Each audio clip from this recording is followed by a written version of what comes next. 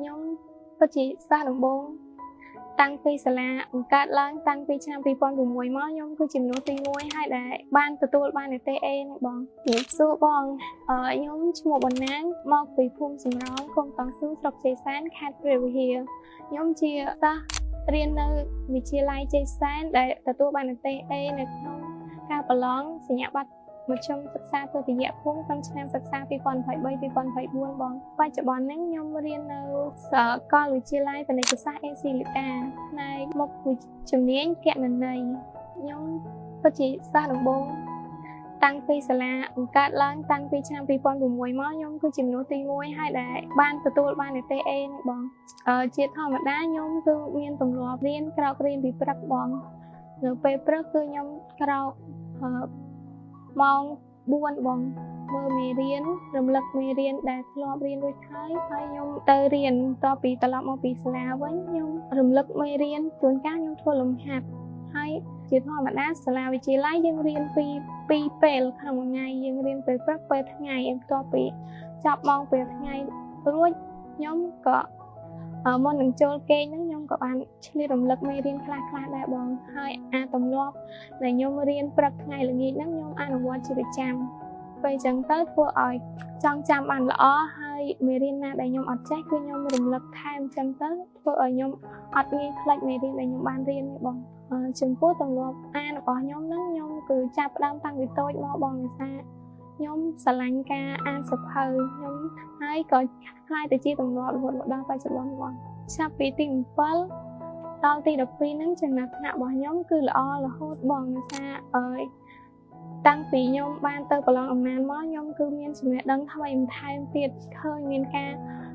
មានសិស្សបកាយច្រើនខ្ញុំកាន់តែចង់រៀនកាន់តែចង់ប្រកួតប្រជែងមួយអ្នកតែរៀនមួយគ្នាអញ្ចឹងទៅខ្ញុំក៏ចាប់ផ្ដើមខំរៀនរហូតហើយទទួលបានចំណាត់ថ្នាក់លេខ1រៀងច្រើនជាងគេបងតែជួនកាលតិចតួចគឺលេខ2លេខ3ដែរបងកាលខ្ញុំរៀននៅទី12បញ្ហាប្រឈមរបស់ខ្ញុំគឺបញ្ហាហិរញ្ញវត្ថុបងដោយសារតែគ្រួសារខ្ញុំគឺជាកសិករហើយជាធម្មតាគឺក្នុងមួយឆ្នាំយើងប្រមូលផលម្ដងអញ្ចឹងមានន័យថាគ្រួសារយើងមានប្រាក់ចំណូលធំបំផុតគឺមួយឆ្នាំតែម្ដងទេអញ្ចឹងហើយការផ្គត់ផ្គង់ការសិក្សាគឺត្រូវការជារៀងរាល់ខែអញ្ចឹងធ្វើឲ្យគាត់មានការលំបាកក្នុងការផ្គត់ផ្គង់ការសិក្សារបស់ខ្ញុំអញ្ចឹងពេលខ្លះគឺខ្ញុំអត់មានលុយក្នុងការចូលរៀនថែមមានគូមួយគ្រូទេក៏ប៉ុន្តែលោកគ្រូគាត់យល់ពីគាត់ឃើញយើងខិតខំប្រឹងប្រែងគាត់ចង់ឲ្យយើងបានរៀនចេះដឹងអញ្ចឹងគាត់ក៏ឲ្យយើងចូលរៀនដោយអត់យកលុយពីខ្ញុំទេខ្ញុំក៏ពិតជាអរគុណគាត់ខ្លាំងមែនទែនដែលបានឲ្យខ្ញុំរៀនហើយធ្វើឲ្យខ្ញុំមានថ្ងៃនេះគឺបានទទួលជោគជ័យខ្ញុំគឺសូមផ្ដាំផ្ញើដល់បងប្អូនចំនួនក្រោយថាដើម្បីរៀនឲ្យបាននីតិល្អគឺយើងត្រូវតែស្គាល់ខ្លួនឯងជាមុនសិនថាយើងគឺ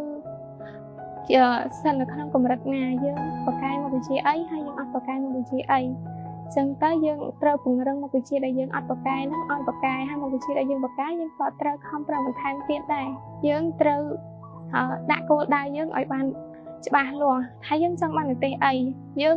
មិនអាចកំណត់ថាយើងអត់សូវបកកាយហើយយើងអាចយកនីតិ A បានទេគឺយើងត្រូវគិតថាយើងអាចធ្វើបានគេអាចធ្វើបានយើងក៏អាចធ្វើបានដែរ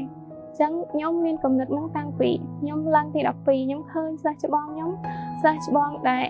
រៀនសាលាផ្សេងគេអាចធ្វើបានអញ្ចឹងខ្ញុំក៏មានចិត្តមួយថាខ្ញុំនឹងធ្វើឲ្យបានដូចគាត់ដែរអញ្ចឹងខ្ញុំក៏ចាប់ផ្ដើមប្រាប់ខ្លួនឯងថាការរៀនគឺមានតែងតែមានការលំបាកមានភាពងាយស្រួលអញ្ចឹងខ្ញុំនឹងតស៊ូហើយនឹងសម្រេចក្តីបំណងរបស់ខ្ញុំឲ្យបាន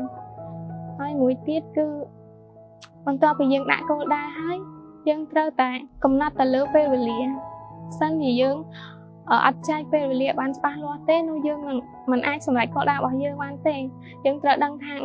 ពេលណាយើងត្រូវលេងពេលណាយើងត្រូវជែកគ្នាមួយមិត្តភក្តិហើយពេលណាដែលយើងត្រូវរៀនការចែកពេលវេលាច្បាស់លាស់អញ្ចឹងធ្វើឲ្យយើងដឹងថាយើងអាចពង្រឹងមុខវិជ្ជាដែលយើងខ្សោយហើយអាចបន្ថែមទៅលើមុខវិជ្ជាដែលយើងខ្លាំងបានអញ្ចឹងធ្វើឲ្យយើងអាចនឹងសម្រេចគោលបំណងរបស់យើងបានយ៉ាងឆាប់រហ័សខ្ញុំខំរៀនដែរខ្ញុំប្រកាសជាអាចធ្វើបានទាំងហើយទោះបីខ្ញុំអត់បាននីតិ A ខ្ញុំក៏អាចយកត្រឹមនីតិ B បានដែរអញ្ចឹងខ្ញុំក៏ ដោតសំខាន់ថាខ្ញុំត្រូវតែខំរៀនទោះបីជាខ្ញុំ